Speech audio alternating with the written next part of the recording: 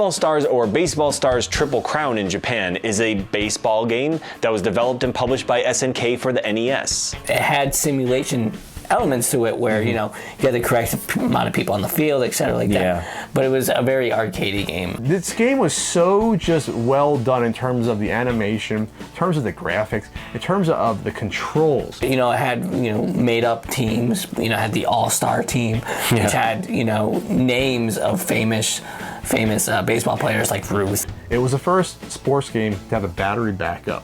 You can have a full season of baseball on your NES and Baseball Stars. The game became a franchise series for SNK, and there's been 5 sequels. In fact, their create a team, create a player mode has been basically a standard function for any baseball game ever since.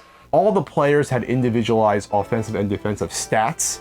You could create a player. You could create a team. You could draft players. You could fire players. You could upgrade your players based upon money that you would acquire by winning games. You can have more of a thinking man's game, a little bit more of a game manager's type style, and because of that, Baseball Stars is really fondly remembered to this day. It's just one of those games that really pushed the NES to its limits, and there was so much thought put into a sports title like this. And then without having a player's license, and without having a team license, it is arguably the best NES baseball game.